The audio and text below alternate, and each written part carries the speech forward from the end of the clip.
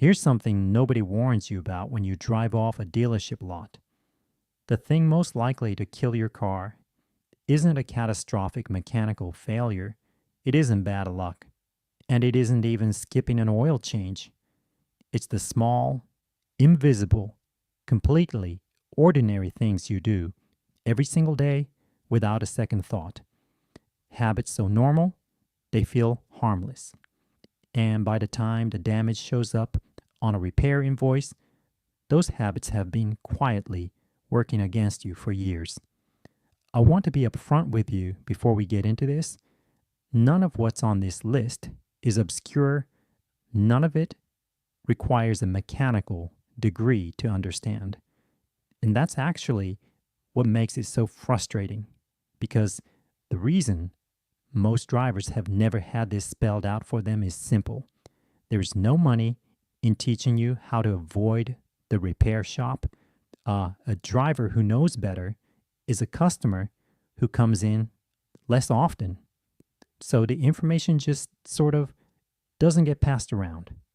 Until now, I'm counting down 11 everyday habits that are actively shortening your car's life, ordered so the ones with the most expensive consequences land last.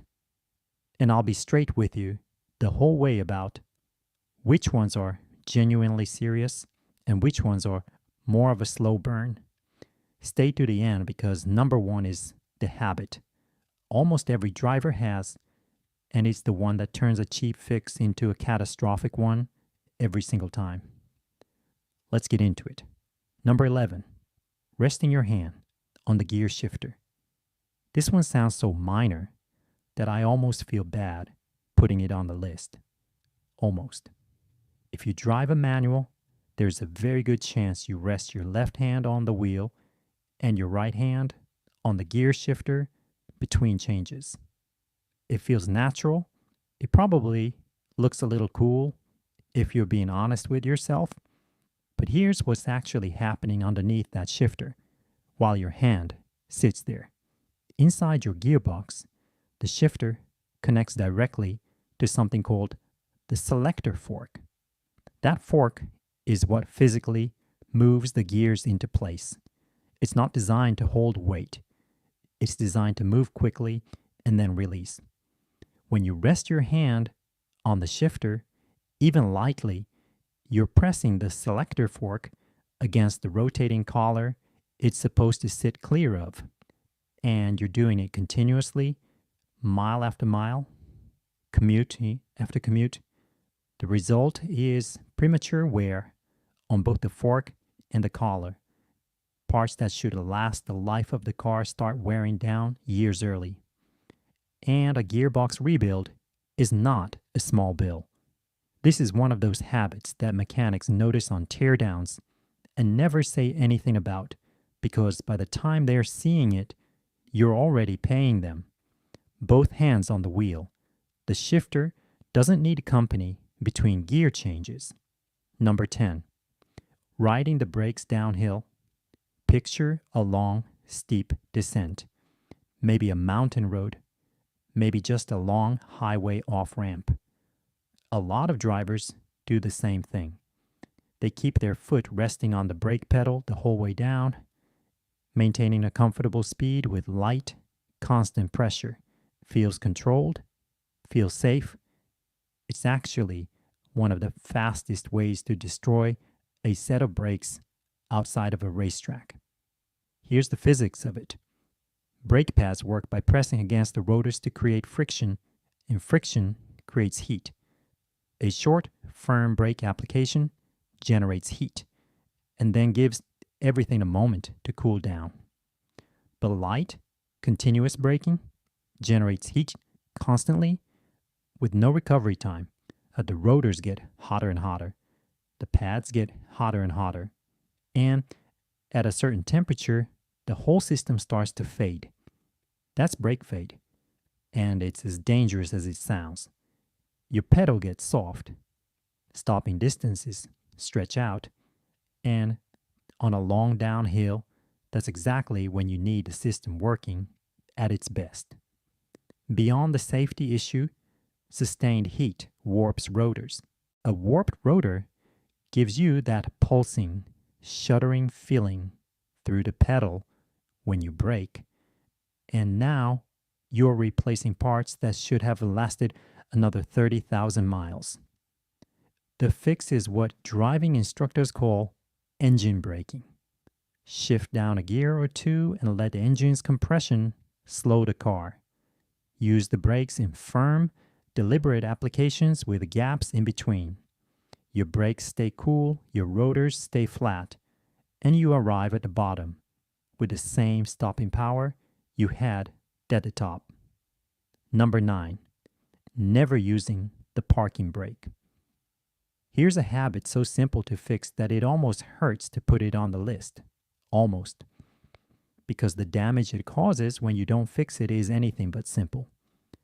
When you park an automatic transmission car and skip the handbrake, the entire weight of your vehicle rests on one small metal pin inside the gearbox called the parking powell.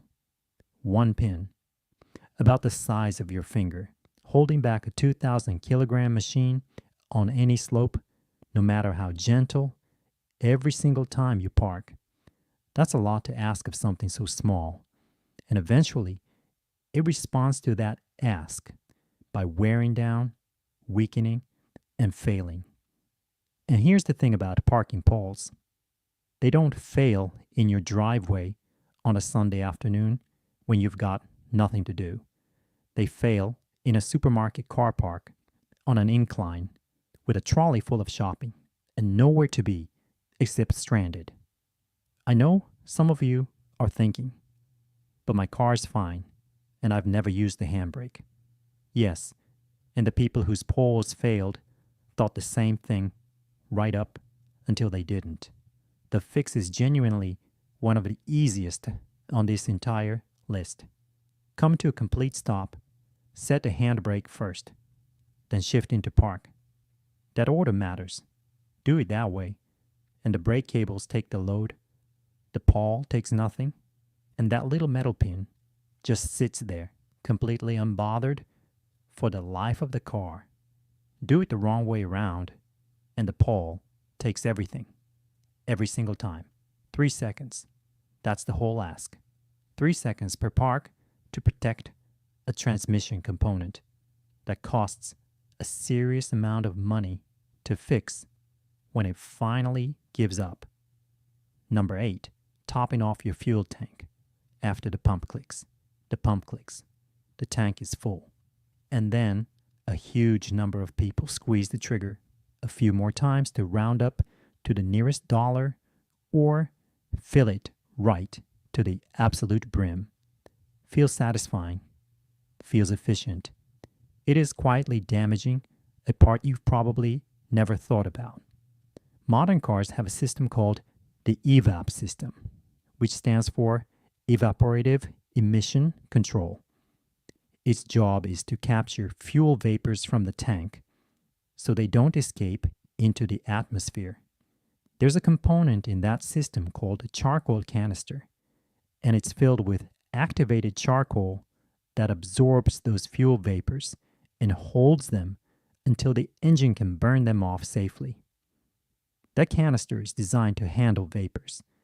It is not designed to handle liquid fuel.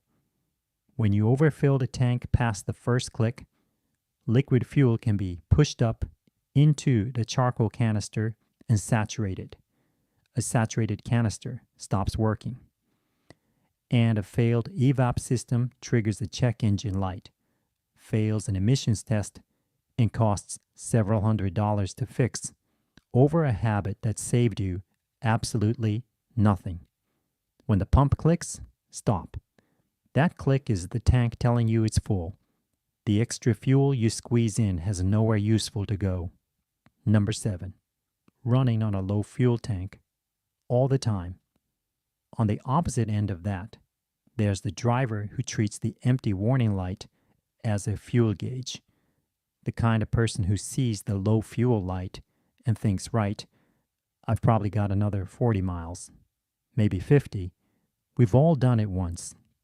The problem is the people who do it constantly, every week, as a lifestyle. Here's what's happening at the bottom of your fuel tank. Sediment and debris settle down there over time. When your tank is regularly low, your fuel pump has to work harder to draw from a shallower supply. It runs hotter because fuel actually helps cool the pump as it passes through, and it risks picking up that settled debris and pushing it toward your injectors and fuel filter. A fuel pump runs cooler and lasts longer when it's consistently submerged in fuel. Running it hot and dry on a regular basis wears it out years early, and a fuel pump replacement is not a cheap afternoon. Keep it above a quarter tank as a habit. Think of the fuel as both the thing your engine burns and the coolant that keeps the pump that feeds it alive.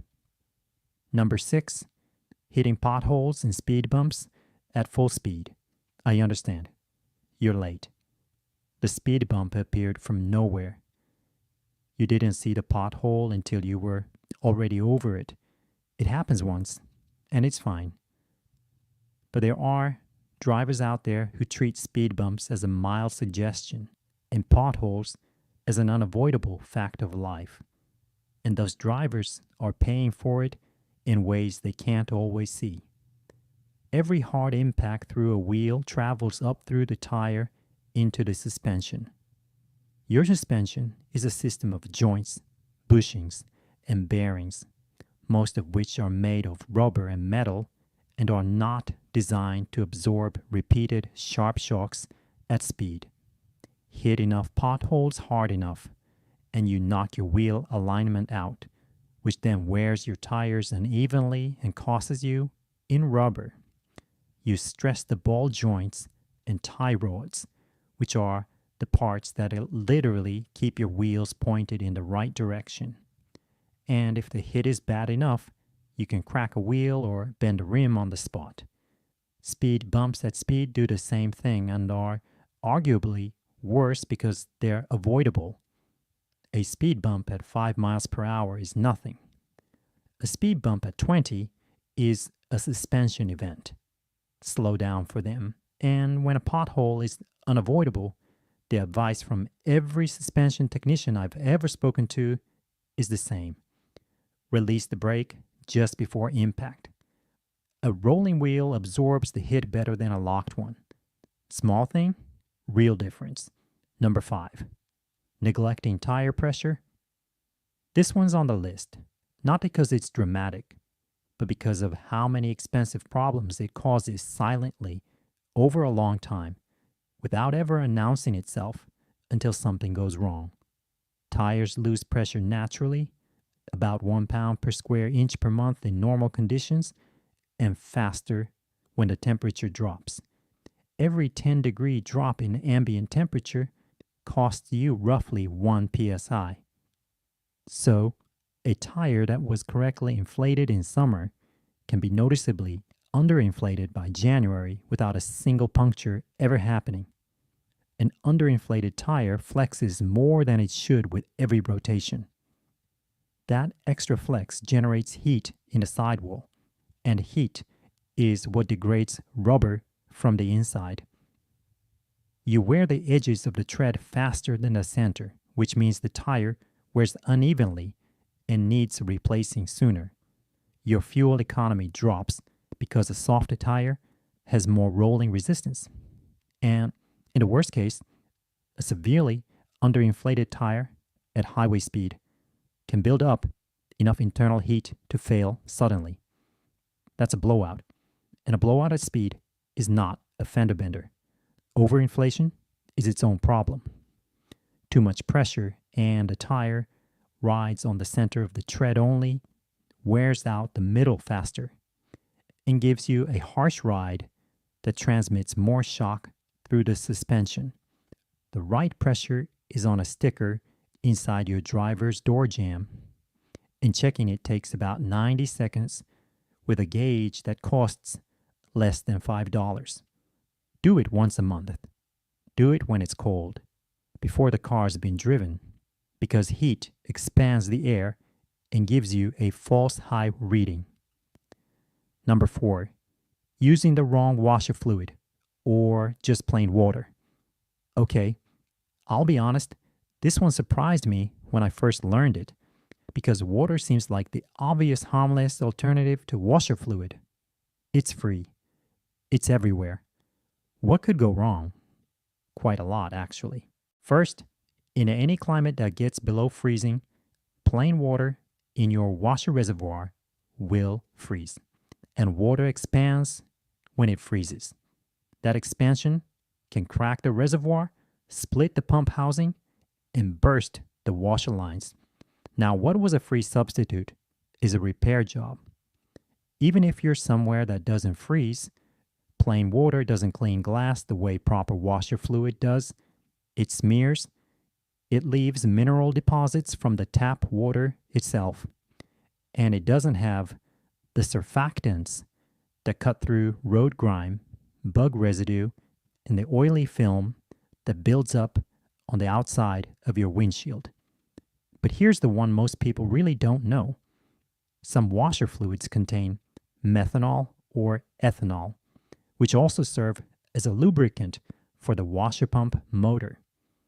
Running plain water through that pump for extended periods can actually wear the pump out prematurely.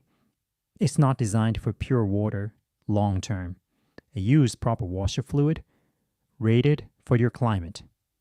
In winter, make sure it's rated below the lowest temperature you'll see. It costs almost nothing per top-up and protects a surprising number of components for the price of a bottle. Number 3, short trips almost exclusively. This is the sneaky one, the one that it feels like it should be fine because how could short drives be hard on a car? The answer is chemistry, and once you understand it, you'll never think about your morning commute the same way again. Every time you start a cold engine, it runs rich, meaning it uses a richer fuel mixture to get up and running smoothly. Some of that unburned fuel gets past the piston rings and into the oil. Now that sounds alarming, but under normal driving, the engine warms up fully, the oil gets hot, and that fuel evaporates out harmlessly. Here's the problem. If your trip is 3 miles, the engine never fully warms up. The fuel doesn't evaporate. It stays in the oil and dilutes it. Over time, with exclusively short trips, your oil gets contaminated with fuel and combustion byproducts faster than the mileage on the dipstick would suggest. The oil loses its viscosity and its ability to protect the engine, and it does it silently because the oil looks fine and the mileage looks low. There's also condensation. A cold engine produces moisture, and that moisture burns off once the engine reaches full operating temperature. Short trips mean the moisture sits in the crankcase and the exhaust system, slowly corroding things from the inside. It's why exhaust systems on city cars rust out faster than highway cars. If most of your driving is short trips, change your oil more frequently than the sticker says. Treat yourself as severe service because chemically you are. And once a week or so, if you can, take it on a longer run, 20 minutes or more at operating temperature, just to let everything burn clean. Number 2, revving a cold engine hard. This one has a specific personality type attached to it. You know who you are. Cold start, first thing in the morning. And there's a part of you that wants to hear it clear its throat. Maybe give it a little rev. Maybe pull out of the driveway with a bit more enthusiasm than strictly necessary. I'm not judging. But I am telling you what's happening inside the engine when you do it. When an engine is cold, the oil is cold too. Cold oil is thicker and it moves slower. For the first 30 seconds or so after startup, there are parts of the engine, the camshafts, the valve train, the upper end generally, that are getting very little lubrication because the oil hasn't fully circulated up there yet. The clearances between metal parts are also slightly different when cold because metal expands as it heats up and manufacturers design those tolerances for a warmed up engine. Rev a cold engine hard and you are hammering metal against metal with insufficient oil film at clearances that are slightly off, under loads the parts aren't ready for. This is when a disproportionately large percentage of engine wear happens. Engineers have known this since at least the 1980s.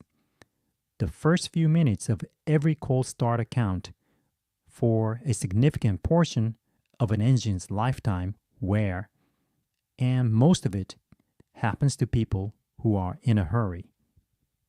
The correct move is what I mentioned in a previous video. About 30 seconds of idle to let oil pressure stabilize and start moving. Then drive off gently, keep the revs low and the loads light until the temperature gauge starts to climb.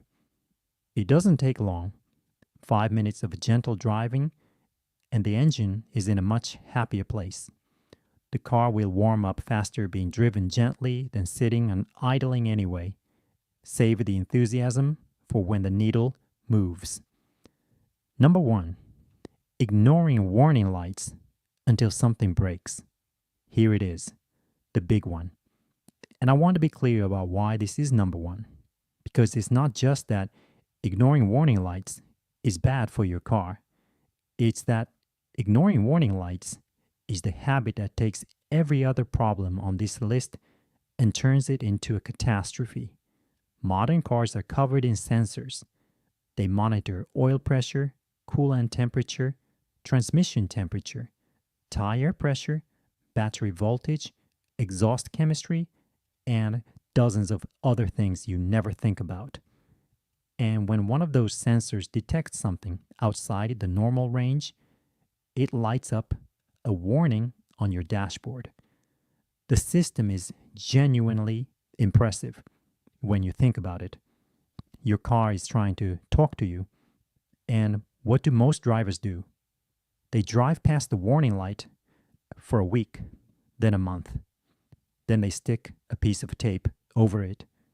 I have heard this story more times than I can count. Here's the brutal reality of how warning light math works. A check engine light caused by a failing oxygen sensor is a $200 repair. Drive it for 6 months, and that same faulty sensor causes the engine to run wrong, which fouls the catalytic converter, which is now a $1,000 repair. The original problem is still there, plus you've added a second one on top of it. That's what warning lights do when you ignore them. They don't fix themselves. The underlying issue gets worse, and it takes other parts down with it. The oil pressure warning light is the most serious one on any car. If that light comes on while you're driving, do not think, "I'll check it when I get home." Do not think, "It's probably just a sensor." Pull over safely, shut the engine off, and find out why. An engine running without oil pressure can seize in minutes, and a seized engine is not a repair. It's a replacement. The check engine light is less urgent but not ignorable. A solid check engine light means get it rid. An auto parts store will read the code for free. A flashing check engine light means pull over and get it looked at today, because the flashing light is the car telling you something is actively damaging the engine right now. Usually a misfire that's sending unburned fuel into the catalytic converter. The temperature warning means pull over now. Coolant warning means stop and investigate. Tire pressure warning means find the pressure before you drive further. None of this is complicated. The car is telling you something. The habit that protects everything else on this list is simply being willing to listen. So there they are, 11 everyday habits that are quietly working against you. And look at the pattern across all of them. None of it is dramatic. None of it is expensive to fix on the front end. Resting your hand on the shifter, never checking tire pressure, squeezing a few extra cents of fuel in after the click, hitting speed bumps at speed. These feel like nothing. They are nothing. Once, it's the repetition that turns them into bills. The car that makes it to 300,000 or 400,000 miles isn't a lucky car. It's a car driven by someone who understood that small habits compound, just like small damage compounds. Stop the habits, stop the compounding. It really does work that way. If even one of these made you think, yeah, I do that, subscribe and tell me which one in the comments, because I guarantee you're not alone, and your comment might be the thing that saves someone else's transmission, or their fuel pump, or their engine. And don't miss the next one. I'm breaking down the fluid change mistakes that quietly destroy engines over time, including the one almost everyone gets wrong about mixing and topping off. You'll want to see that before your next service. Stop riding the brakes. Check the tire pressure. When the light comes on, listen to it. That's the whole thing. Almost none of it